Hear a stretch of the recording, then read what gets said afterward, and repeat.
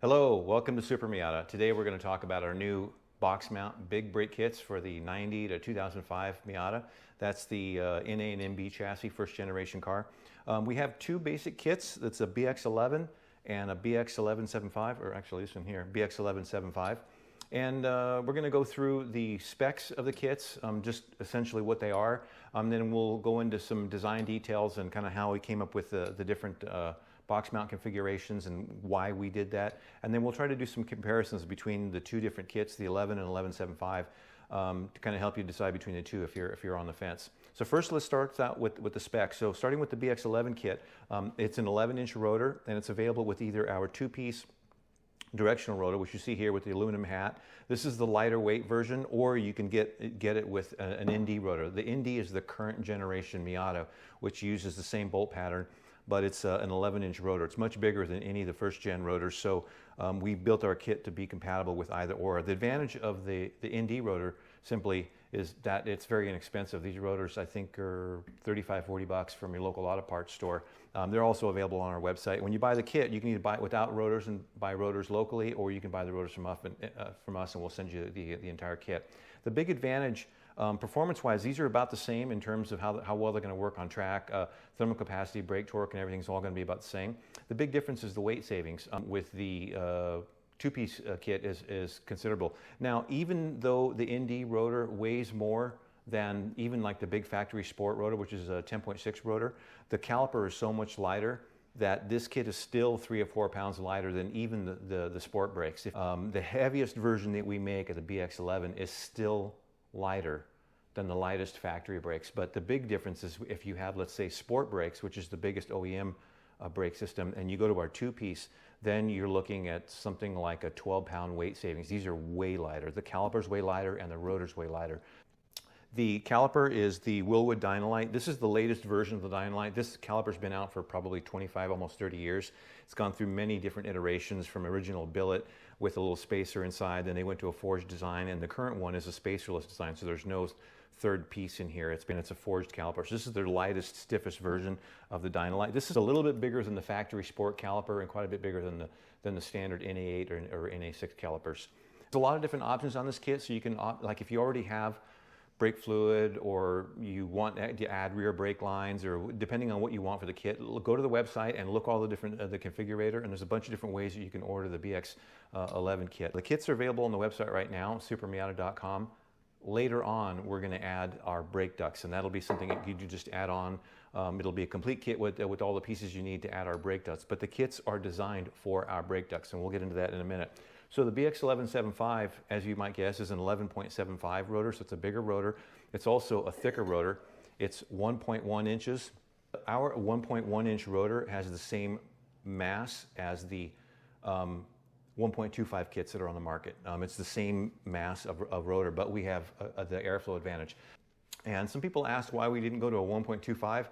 We actually tried because there were some inexpensive 1.25 rotors. The problem we found is that the only calipers that would fit that were much wider, and they had a bigger radial profile, and they wouldn't fit into a 9-inch wheel. And we really, really wanted to fit into a 9-inch wheel. We're the only 1175 kit on the market for the early car that fits into a 9-inch wheel without spacers. They drop right in. Every other 1175 kit, you've got to run 10. This is the 11-inch BX11 Wilwood Dynalite caliper, and this bad boy is the BX1175. As you can see, there's a huge difference in total volume of caliper, and this is also a bridge bolt. So here, when this is all clamped down, this makes the top half of the caliper much stiffer. Very, very rigid caliper. We've used these in competition now for well over 10 years. A lot of different cars, won a lot of races on these things. It's been a really serviceable, inexpensive, and serviceable, it means you can rebuild these calipers with inexpensive parts, and they last really well. We don't have any extreme wear issues with these. I've been really, really happy with these Superlite calipers. I'll show you the pads that these come with. This is a 7112 pad plate. This is the Dynalite pad. This is the one that comes with the BX11 kit. This is the factory sport brake. So this is basically about the same size as the factory pad. Then if you go up to the BX1175 brake, which uses the Superlite, you can see the difference in area. It's a little taller, it's much wider, and the big difference is the thickness. This is 2.1 inch pad volume, which is about the same as factory.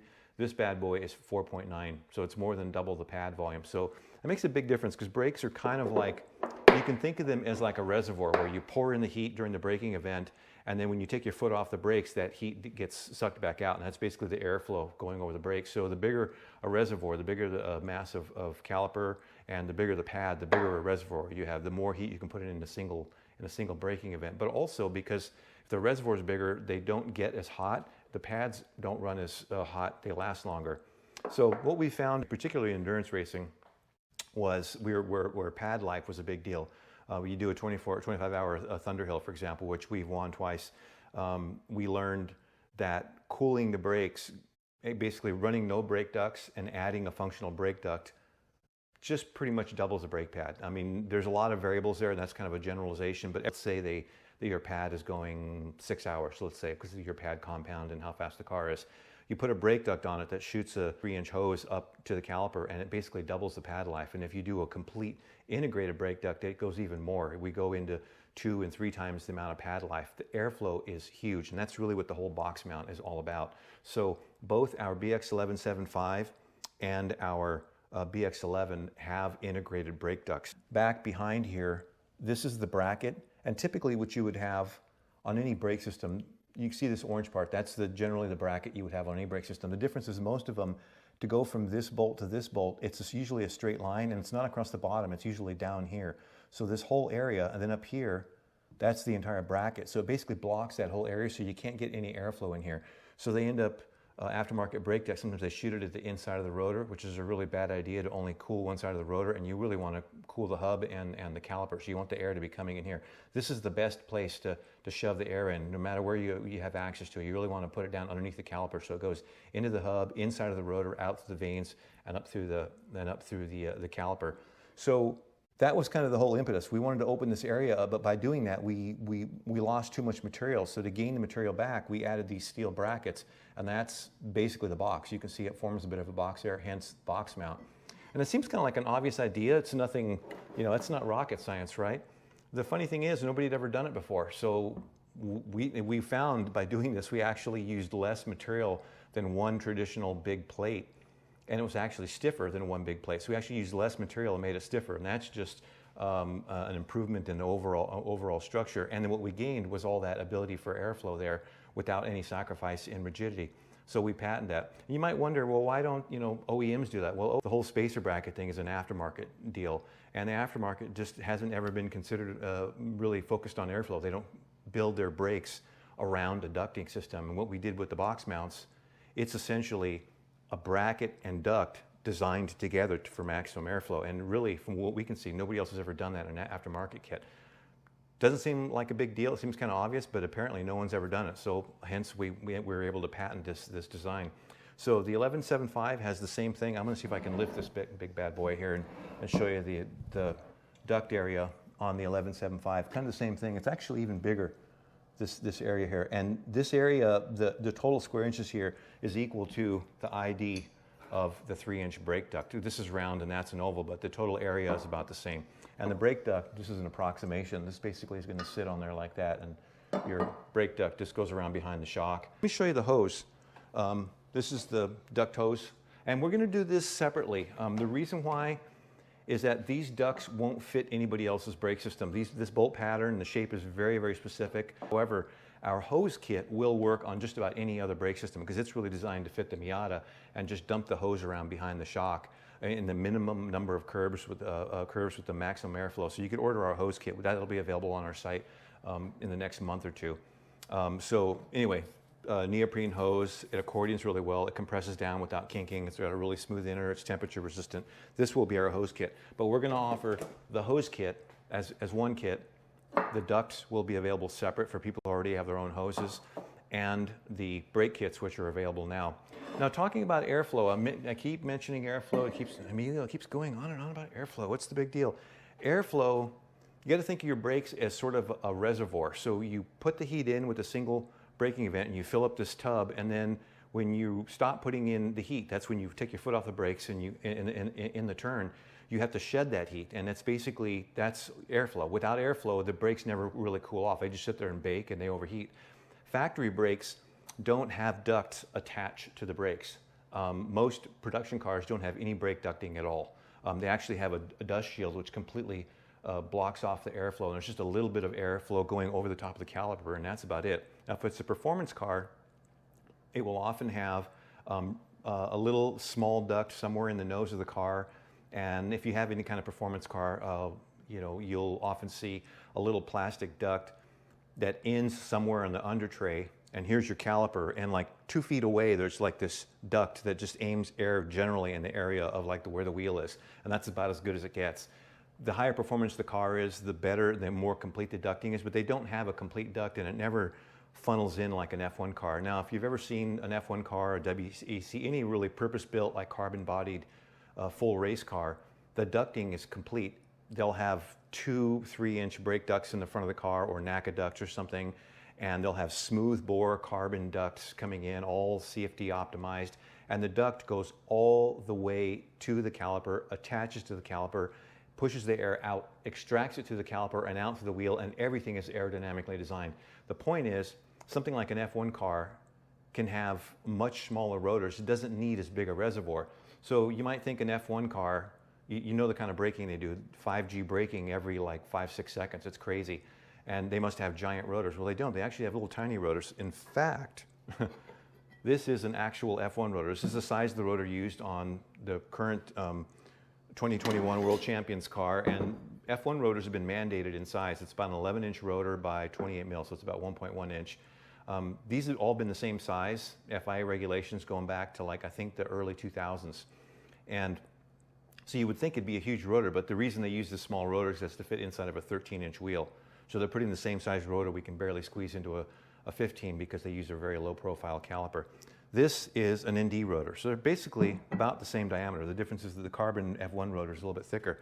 So you might think, so a production car doesn't need to stop nearly as hard, so it should use a small rotor too, but it doesn't.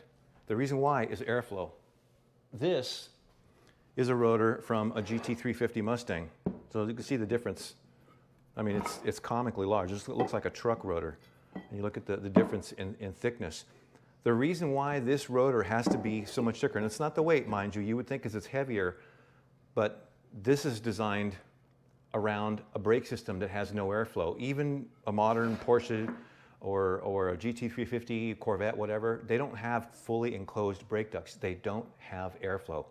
Airflow is what makes that reservoir be able to be smaller. So you don't need giant rotors to have good performing brakes that last. What you need is airflow. So that has been the entire focus of this entire Boxmount program, the entire kit that we're doing.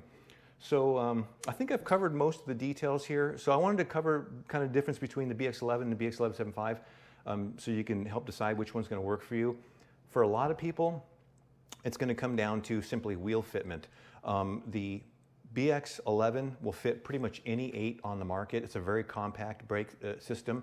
They'll fit some 15x7s, most 15x8s. There's a template available on our website. The 1175, it's also designed very, very compact. We actually chose a different Superlite caliber than everybody else is using because this one's more compact. Our 1175 is the only 1175 kit on the market that fits basically every 9. The only 9 it doesn't fit is our own 15x9 60L because we have a big, wide, cool-looking retro-styled lip on our 15x9 60L, which is out of production, mind you. But in any case, it doesn't fit that wheel. But all the other 9-inch wheels for the Miatas have the spokes that come all the way out to the outer flange, so there's a lot of room behind that, so the 9-inch wheel fits. We have a template available on our website if you're not sure whether it'll fit your wheel or not. You can go to our website and click on a link and you'll download a PDF that you can print out. If you have a 3D printer, we have an STL file that you can click and print this, and this forms a little tool that you stick inside the hub and it'll kind of mimic the caliper and see whether that fits. Or you can actually get this from us. We have a link on our website. You can click this and we'll send it to you and you can see whether it fits and send it back to us. There's a couple different ways to check, but fits all the 10s and 11s. Our 1175 kit fits all the 10-inch wheels, 11-inch wheels. It fits pretty much every 9 except for the 60L, and it actually fits a few ways. We have a couple customers that actually shove these inside of an 8. So now let's talk about the differences between the kit to help you decide which kit's going to work best for you. Essentially, if it's a competition-oriented car, more power or more grip or more weight, that's going to require more brake torque and more thermal capacity. So we'll start with the BX11 kit. For a lot of track guys and race guys are using these. Depending on how you implement these, you can set them up in the most basic form, which is to run like the street pad option that we have for this kit, and compare it with your stock rear brakes. And if you're just running like a mildly sporty rear tire, it's not like a big giant grippy tire on your car, that's a good street setup. You get the bling of the caliper, a little bit firmer pedal, and a little bit more brake torque. That's a good basic kit, and that's a really inexpensive kit and one way to start. And then if you're starting to do some autocross or track days and you want a little bit more bite, then you're gonna go to a higher friction brake pad. Again, consult our website or just give us a call, shoot us an email, and we'll kind of walk you through pad choices for the kit. If you're looking for an even more performance, you can add our brake ducts later on or build your own brake duct and take advantage of the box mount structure with that extra airflow. And if you want the extra bling and it's in the budget, you can go to the lighter two-piece setup. So you can go all the way from completely bone stock, and as you build, you can choose a different type of kit, basically configure it for the type of driving you're doing. HPDE cars, you know, we think non-turbo cars, normally aspirated, anything up to about 150 horsepower or so. So, you know, a stock engine, maybe it's got some bolt-ons and some tunes and stuff like that, and like a 200 treadwear tire or an 8 or 9 inch wheel. The 11 inch kit's going to work the best for you. It's a really good option. If you have the budget for it and they fit, the 11.75 kit even works with the low power car. It just means that your pads are basically going to last forever. So forced induction, or like a full weight MB2, or a car that's had weight added, like if you've got a V8 conversion, or you've got an MB2 that you've added a turbo, then you've got a soft top and then a roll bar and then a hard top, and pretty soon it can spiral. You can get into a 2,700 pound Miata pretty quickly. That doesn't seem like a lot, but that's a long way from, say, a stripped out NA6, which can easily be 2,000 pounds. So you're talking 600-700 pound difference, and that makes a big difference to your brakes. So forced induction, added weight, and I would say anything that's got like a 245 Super 200 treadwear tire or more, you should be thinking about the BX1175. Now, if somebody wants to run a BX1175 on a bone stock street car, they just like the way that big brake works in there, and they've got a 9 inch wheel and they'll fit, that'll actually work. What'll happen with the BX1175, because of the increase in brake torque that you're going to get, you're going to want a little bit more rear brake, and all that means is taking your stock brakes and changing the brake pad from whatever compound you have in there to a little bit softer compound that has a little bit more friction. So hopefully that gives you an idea of which one you should choose. And if you're still not sure, like, again, give us a call, shoot us an email, give us a phone call during the week, and we'll be happy to walk you through it. I think that covers pretty much everything. We will see you at the track.